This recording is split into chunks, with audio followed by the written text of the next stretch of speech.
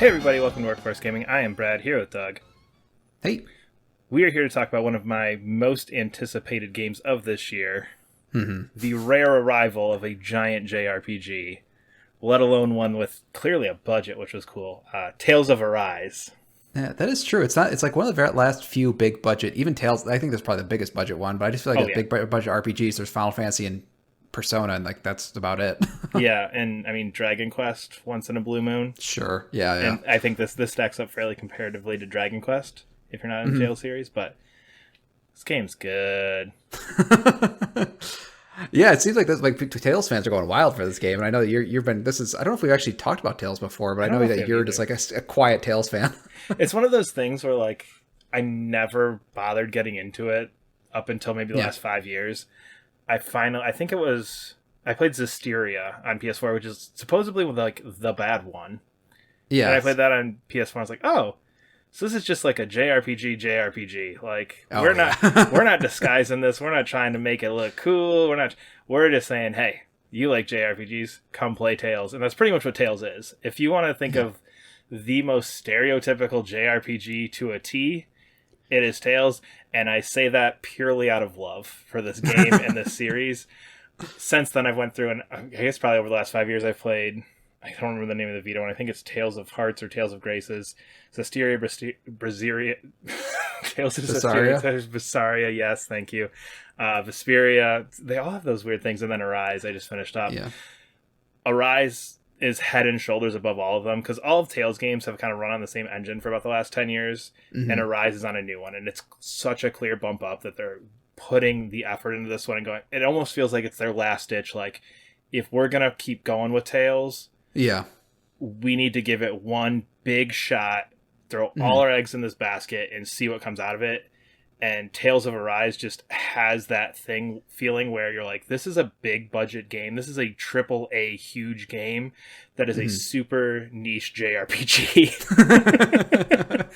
Yeah, I was wondering. I mean, besides like the budget, when you're saying like the budget, is that just graphics, or are they like kind of like blowing up the scale on this game too? The graphics, like the detail of everything, the writing is fantastic. Voice casting is great.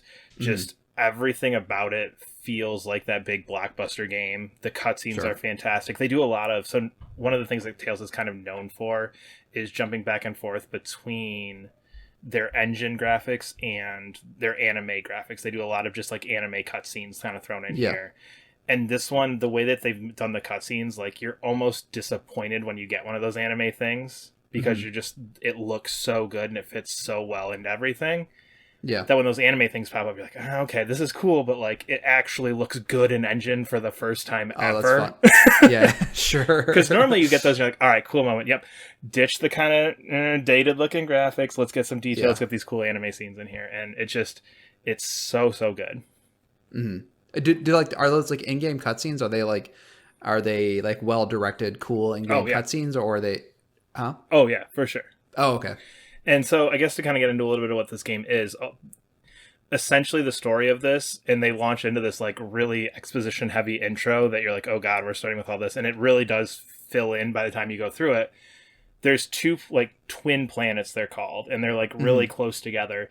And basically Dana, which is the one that you start on, and you're on Dana, and that's the one that you start on.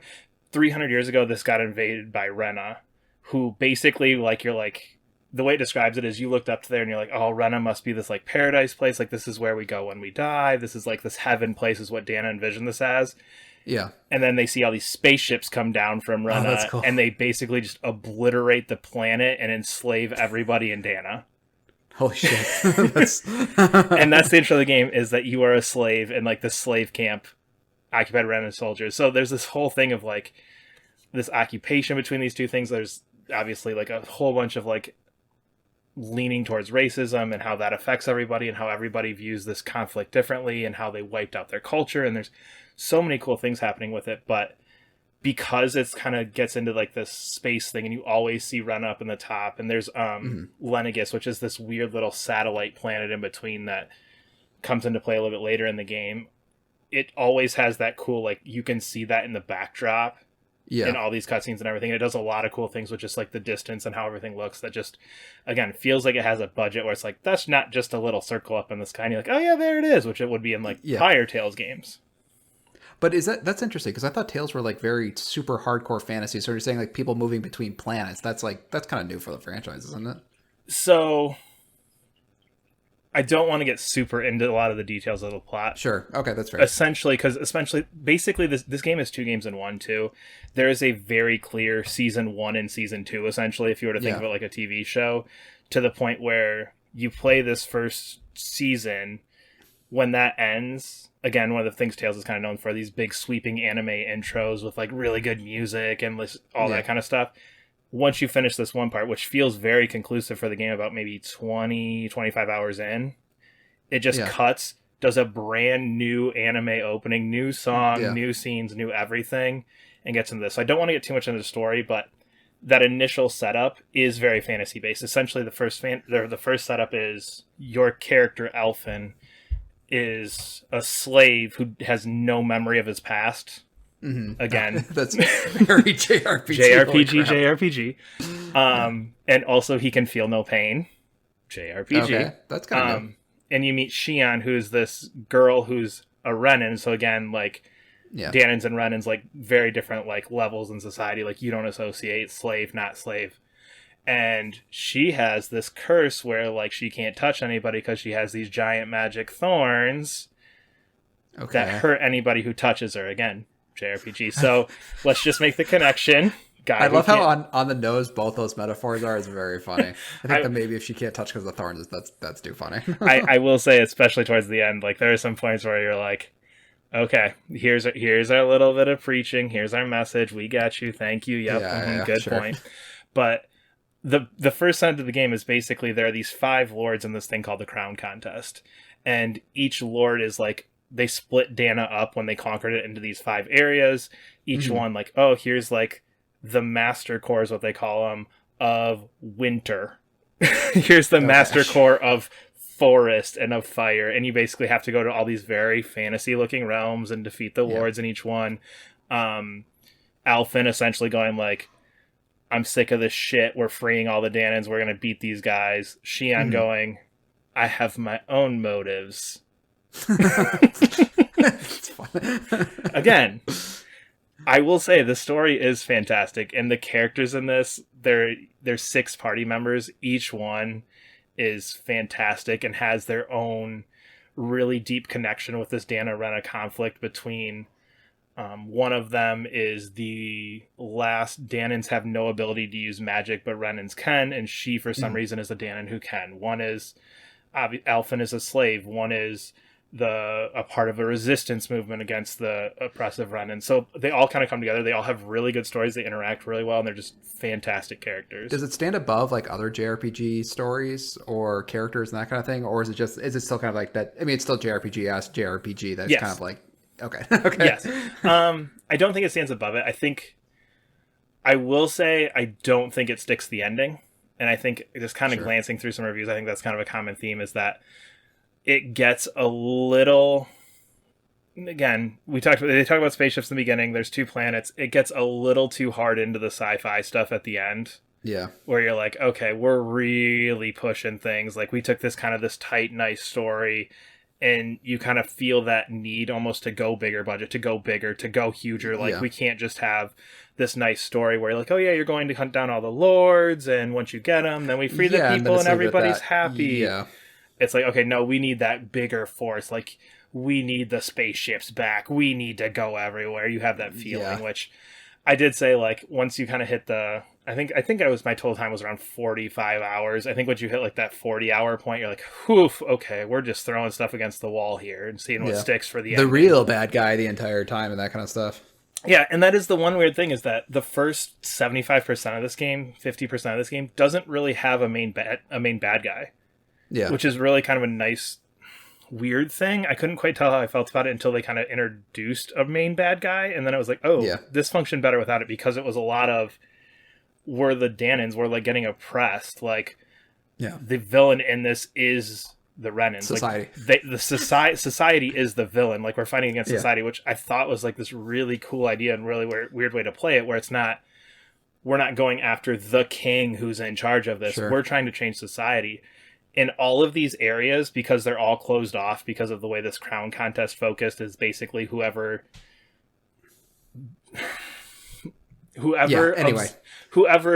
JRPG'd enough JRPG energy out of the people wins the ruler of everything. But the way they went about it is each one was like had a different way of getting that out of there. So like the first one you're fighting is where you're a slave, and it's basically like, just go mine some shit and we're gonna work you to the bone, and as you do that, the energy is gonna leave your body.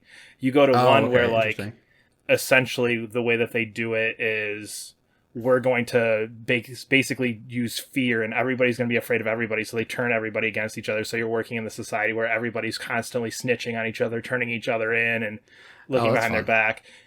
You go to another one where they're like, let's just be peaceful with each other. Like, yeah, we're better than you, but like, we'll still be cool as long as you're doing stuff. Interesting. So you get kind of these different areas as you go through, and again, it just kind of puts this in perspective of like, no matter how you deal with this upper class, lower class situation, it's still shit. Oh, and you're kind of constantly rebelling against that. And again, once you get to that end of that first season, first chapter, first part, whatever you want to call it, the game shifts to going like, but here's who's in charge of it. Oh, sure. And you're like, but it was just kind of cool. Like, I just kind of like this idea of like liberating these individual places, and it kind of functioned more as an anthology versus a big hulking narrative. But the game. How's the gameplay? I wanted to bring this up because I know you played the demo, and I know your thing was like, just the gameplay, whatever. Yeah. I loved it. I think it's fantastic. It's one of those things where it's deep enough, and it does enough cool things that it keeps you engaged with it. I didn't find it the most difficult game. I also got to the point of no return real quick, just sold every item I had and bought a shit ton of healing items for the last battle. So, there's always that. The Yakuza way of doing stuff. Yeah. Exactly. Yakuza has trained me well.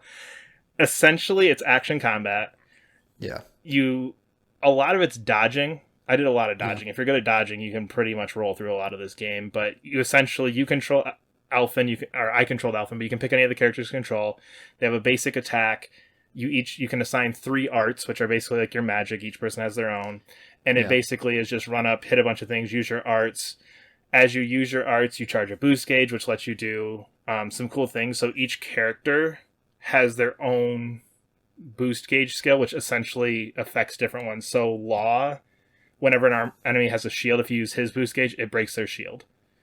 There's another one where whenever an enemy charges at you, she uses her shield to stop them, breaks them, and you got to down and essentially do more damage, like a stamina break in Final Fantasy. The thing I never quite understood about the Tales game is because those characters, they're firing off their skills when you're not controlling them. Yeah. And that was the thing. I always thought the battles were like too chaotic because I didn't quite understand what was going on. Yep. So if you can't control those characters, are you only doing like a fourth of the damage to the boss, and then the other 75% of the damage is by characters out of your control? Do you know what I mean? Yep. Oh, okay. Final Fantasy 12. Final Fantasy 12. So Final Fantasy 12, I feel like, is one of the games that did this really well. Not one of my favorite Final Fantasies, but a lot of it is in the menus setting up like, okay, like you can turn on and off each character's skills. So like, I only want you to be able to use these 4 arts. Oh, okay. Gotcha. Here's my priority for how you do things, like healing first, then this, then this, then this. So there's a lot of like menu setup for your characters that you can do. Oh, okay. That makes me feel a little bit better. And a lot of the damage that you'll do will be from those boost arts. You can do team up attacks as you essentially get like stamina breaks on them. As you hit them enough, you get stamina breaks, and you do tag team attacks with them, which work really well. So a lot of it comes into that. It is a lot of like crossing your fingers, hoping the AI does a good job, which depending on who you are, like I think really sits bad with some people where you're like, had you just cast that healing spell instead of going for another attack, I would have made it through that battle. Yeah. But you didn't. Now we're starting over. So there is some of that. I enjoyed it. Again, if you can dodge, you can get through it pretty easy. Just keep your finger on the dodge roll button, and it works really well. Yeah. No, I was just gonna ask. I was just thinking like when I played the game, it just like looked the world was just very very cool. It looked cool, and then it played cool as well. It's It seems like like the other ones I played. The other one I did play. I forgot, maybe it's just maybe I don't know which other one I just played. if it was This one just Mysteria, seemed like that's just that so one. head and above. It, Huh? it and it, yeah, it is. It's so far above everything else that the series has done. The other thing with combat that's kind of cool that I don't know if I've seen before Hmm. is your health is managed by CP points, which is its own separate gauge. Yeah. And once you run out of that, you can't do any more healing spells. But that gauge is shared throughout your party.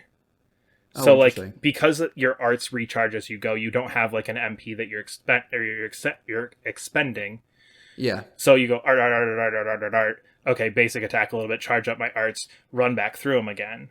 Your Yeah. healing characters do that as well. So instead of like giving you this option to infinite heal, essentially, you have this constantly decreasing CP points where okay, like to heal your party is maybe 10, to revive a character is 50, and as you use those healing arts, it depletes a little bit. So it's one more gauge to manage that I think puts the combat a little bit more in a situation where I feel like I have control of this because I have to watch that gauge. I have to keep that in mind because the combat is, like you said, very chaotic and a lot of just like smash button, smash button, smash button. Yeah. It gives you one extra layer of strategy. Okay, well, do I use items? Do I use my CP points? You kind of have to balance two different resources Oh, if in if that. you use healing items, it doesn't chew It into doesn't that. chew into that. Oh, So it interesting. kind of Okay. gives you two separate systems for healing that I thought was kind of an interesting take that I'd never seen before.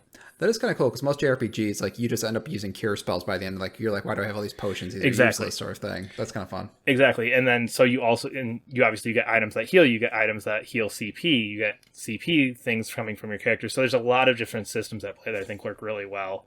Yeah. Um, yeah, the game's great. Characters are great. One of the other things I like is it does a lot of the. I always go back to Final Fantasy X because it's one of my all-time favorite JRPGs. It does a lot of things where the characters aren't cool with each other, Oh, okay. Yeah. which is one of my like most hated things in JRPGs, where it's like you just saved my friend. I'm on your party and we're besties now. Like, Sure. yay! Yeah. Yeah. There's a Yeah. lot of Whenever he starts with strangers. Yeah. exactly because of this difference between the two societies. There's a lot of because you get a mix of them in your party. There's a lot of like as you go through this, like these characters going like, oh, like you're not such an asshole. Like, okay, like Sure.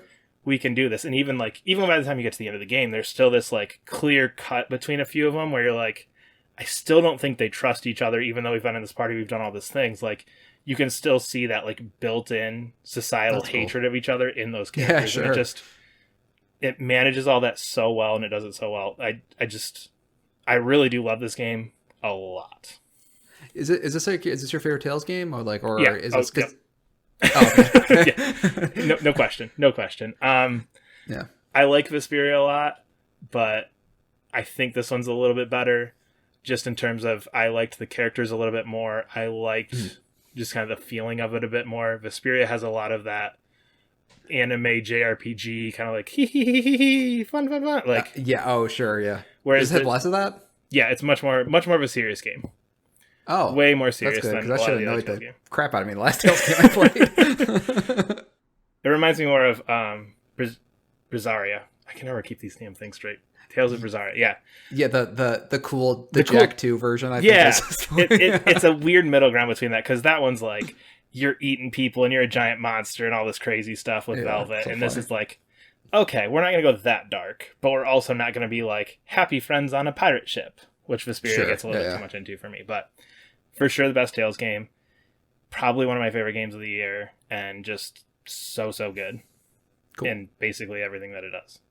But yeah, we are Workforce Gaming. You can follow us on Twitter at Workforce Gaming. Subscribe to us wherever you're listening, and we will see you later. Bye.